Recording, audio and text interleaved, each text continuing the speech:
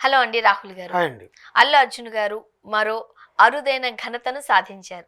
Hollywood magazine లో first page లో అల్లు అర్జున్ గారు చాలా అందంగా ఉన్నారు.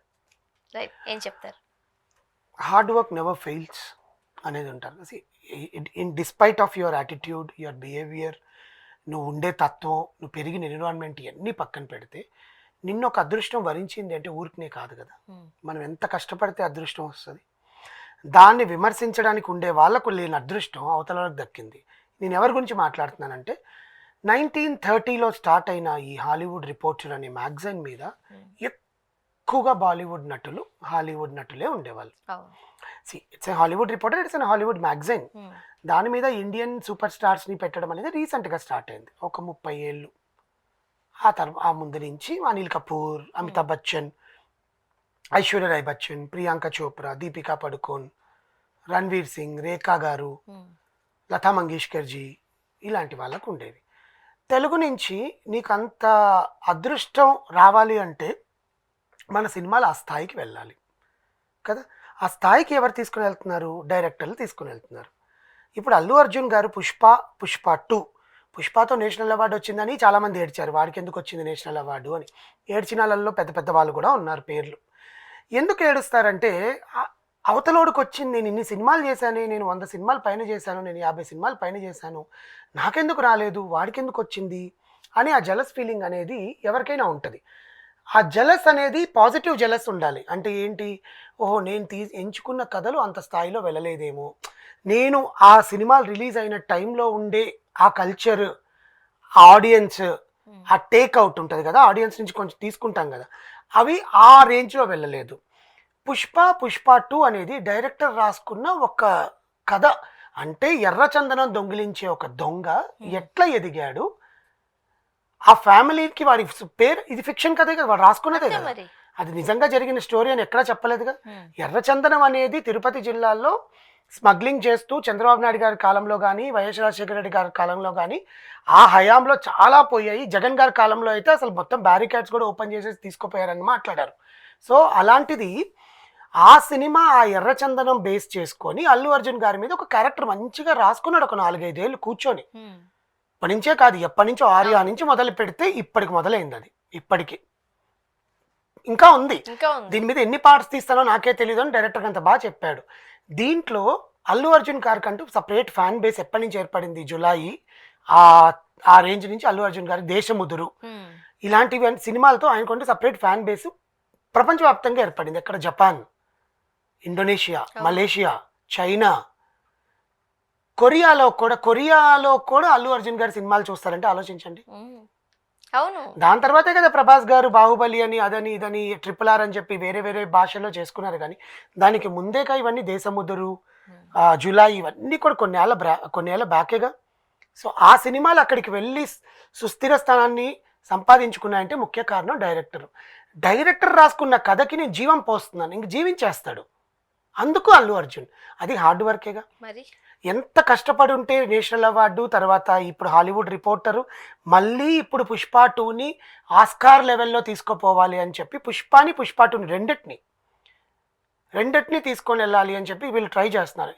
ఈ ఇయర్ నామినేషన్స్ లేదు, 2025కి లేదు, నెక్స్ట్ ఇయర్కి. ఎందుకంటే 2024 ఆల్రెడీ 25 నామినేషన్స్ అయిపోయినాయి. It is going to happen in the month of March Oscar. So కానీ ఆస్కార్ 2026కి అయినా, లేకపోతే గోల్డెన్ గ్లోబ్ అవార్డ్స్కి అయినా, ఐకాన్ అవార్డ్స్కి అయినా, ఇప్పుడు ఐకాన్ అవార్డ్స్లో అల్లు అర్జున్ గారికి వచ్చింది బెస్ట్ హీరో, హీరోయిన్కి సమంతకు వచ్చింది ఫర్ సిటాడెల్, బన్నీ హనీకి రీసెంట్గానే. ఇన్ని అవార్డ్స్ ఒక్కొక్కటి ఆయనకి కిరీటంలో ఒక చిన్న స్టోన్స్ లాగా, ఆభరణాలు లాగా వెళ్తుంటే, ఈయనకి ఇప్పుడు హాలీవుడ్ రిపోర్టర్లో అసలు అల్లు అర్జున్ గారు మేమేం తక్కువ, మాకన్నా ఎందుకు అల్లు అర్జున్ గారిని ఎత్తి పెట్టారు. 2024లో రిలీజ్ అయిన పుష్ప 2కి 2025 మ్యాగజైన్లో అల్లు అర్జున్ వేశారు. ఇదే 2025లో చావాలో మన విక్కీ కౌశల్ చాలా బాగా పర్ఫామ్ చేశారు. నెక్స్ట్ ఇయర్ మ్యాగజైన్లో విక్కీ కౌశల్ది వేస్తారు కదా. ఇవన్నీ కూడా కరణ్ జోహార్ ట్వీట్ ఈరోజు, why we are not faced to Hollywood reporters, why only Bunny అని స్మైలీస్ పెట్టాడు. అంటే ప్రతి ఒక్కటి మీ వాళ్ళకే రావాలా? ఆ వాళ్ళని కూడా ఇలాంటి క్యారెక్టర్స్ చేయమనండి. క్యారెక్టర్స్ తర్వాత పెట్టండి, అన్నీ మీకే వస్తే ఏంటి, మేము కూడా నిరూపించుకుంటున్నాం కదా. ఇప్పుడు మా సినిమాలు చూసాక నువ్వు అన్ని రీమేకులు చేస్తున్నావు, కరెక్ట్ రైట్?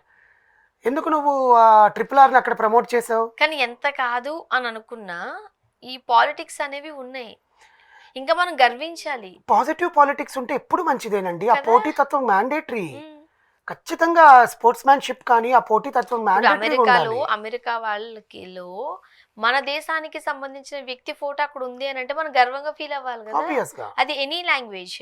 అది మానేసి మాకు రాలేదు, ఇక్కడ కూడా ఇండస్ట్రీ మధ్య గొడవలు. కావాలని నువ్వు పాయింట్అవుట్ చేయడం ఏంటి? ఆనందంగా నువ్వు oh my god super hero is on Hollywood magazine ఏదో ఒకటి పెట్టు, మాటేగా. కదా. అది నీ మనసులో లేకపోయినా నువ్వు యాక్ట్ చేస్తావుగా, వచ్చి మీడియా ముందు సోషల్ మీడియాలో నువ్వు కూడా చేస్తావుగా డ్రామా అంతా. నువ్వు అలా పెట్టు, ఏమవుతుంది? కంగనా రనౌత్ చేసింది కదా tweet, hats off to Bunny, this is real super star అని చెప్పి. ప్రియాంక చోప్రా పింగ్ చేసింది ఐకాన్ స్టార్ అల్లు అర్జున్ అని చెప్పి. దీపికా పడుకొని చేసింది. మరి నీకేమైంది? నీతో పాటు అందరూ చేస్తుంటే ఐశ్వర్య బచ్చన్ కూడా ట్వీట్ చేశారు ఈరోజు. ఇంతమంది చేస్తుంటే మరి నీకెందుకు వచ్చింది? ఐకాన్ స్టార్ రేంజే వేరే లెవెల్ అని మళ్ళీ ప్రూవ్ చేశారండి అల్లు అర్జున్. ఎన్ని వివాదాల్లో పుష్ప 2 రిలీజ్ అయిందో, ఆ సక్సెస్ని కూడా ఎంజాయ్ చేయలేక జైలుకి వెళ్ళి 1 డే ఉండొచ్చి, whatever it is happened, అతని యాటిట్యూడ్, అతని బిహేవియర్ అని మళ్ళీ అవన్నీ మాట్లాడుకొని అయిపోయింది.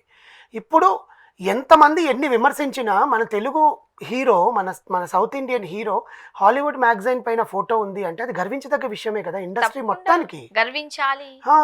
దానికి కూడా కుళ్ళుకొని, దానికి కూడా ఇంకా ఏడుస్తూ, ఇంకా మనలో మనమే తిట్టుకుంటూ ఉంటే మన ఇండస్ట్రీని మనమే దిగజార్చుకున్నట్టు అయిపోతుంది. ఇప్పుడు అన్ని సంవత్సరాలు ఆ హెయిర్ కట్ మెయింటైన్ చేస్తూ, ఆ పాన్ వేసుకుంటూ, నిజంగానే షోల్డర్ పైకి ఉన్నట్టుగా యాక్ట్ చేస్తుంటే కొన్ని రోజులకి అది అలవాటు అయిపోతుంది. ఎంత ఇబ్బంది పెట్టుంటుందో. దట్టు ఏంటి అంటే వాళ్ళ డైలీ రొటీన్ని మార్చుకోవాలి. ఇప్పుడు సినిమాకి మనలాగా మనకి ఏది పడితే తినేస్తాం. మనకు ఆకలి వేస్తే తర్వాత కావాలంటే వర్కౌట్లు చేసుకుంటాము, వాకింగ్ చేస్తాము, డైట్లు, ఉపవాసాలు, ఫాస్టింగ్లు అన్నీ చేస్తాం. వాళ్ళు అట్లా చేయడానికి లేదు. మనం క్రేవింగ్స్ ఆపుకోలేము. వాళ్ళు అసలు వాళ్ళకి కూడా ఐస్ క్రీమ్ తినాలని ఉంటుంది, వాళ్ళకి కూడా గులాబ్ జామ్ తినాలని ఉంటుంది, వాళ్ళకి కూడా బిర్యానీ, మటన్ బిర్యానీ, చికెన్ బిర్యానీ తినాలని ఉంటుంది. Because they are also foodies. వాళ్ళు కూడా చిన్నప్పటి నుంచి అలాగే పెరిగారు. ఇప్పుడు హీరో అయిందాక అన్ని కట్టుకోవాలి. వాడు మనలాగా వెళ్ళి ఒక స్టోర్ రూమ్ లో షాపింగ్ చేయగలడా? వాడికి ఇష్టమైన బట్టలు వెళ్ళి ట్రైల్ రూమ్ లో వేసుకోగలడా? ఎవరైతే డిజైనర్ ఉంటాడో వాడు ఏది తెచ్చిస్తే అది వేసుకోవాలి. అవి మార్చుకొని ఫిట్టింగ్ అయ్యేంత దాకా కూర్చోవాలి. మనంతట మనం వెళ్ళి చూసుకుని 10 బట్టలు మనం సెలెక్ట్ ఆ సంతోషం వాళ్ళకి ఏముంటుంది. వాళ్ళు ఒకవేళ కావాలనుకుంటే యుఎస్కో, దుబాయ్కో మాస్కులు పెట్టుకొని, హ్యాట్లు పెట్టుకొని పోవాలి. ఇప్పుడు ప్రపంచవ్యాప్తంగా వాళ్ళు సెలబ్రిటీస్. ఎక్కడికి వెళ్ళినా మన తెలుగు వాళ్ళు కానీ ఇండియన్ పీపుల్ అక్కడ ఉంటున్నారు, గుర్తుపట్టేస్తారు. ఆ ప్రైవసీ కూడా వాళ్ళకు ఉండదు. సరే, ఫ్యామిలీతో ఏదైనా ప్రపంచం వ్యాప్తంగా ఎక్కడికైనా టూర్కి వెళ్ళాలంటే మారుమూల ప్రాంతాలు, జనాలు గుర్తుపట్టని ప్రాంతాలు, అక్కడికి కూడా ఫోటోలు వెళ్ళి ఈ పాపరాజీ ఏదో ఉందిగా, వాళ్ళు వెళ్ళి అక్కడికి వెళ్ళి ఫోటోలు తీస్తారు. దీస్ ప్రైవసీస్ అన్నీ బ్రేక్ చేసుకొని హార్డ్ వర్క్తో ఒక సినిమాని జనాల్లోకి రిలీజ్ చేసి, ఆ సినిమా వల్ల ఆ హీరోకి, ఆ డైరెక్టర్కి మంచి పేరు వచ్చి ఇలాంటి ఘనతలు సాధిస్తే తెలుగు ఇండస్ట్రీ కూడా బాగుంటుంది. ఖచ్చితంగా సాధించాలి కూడా. Thank you so much.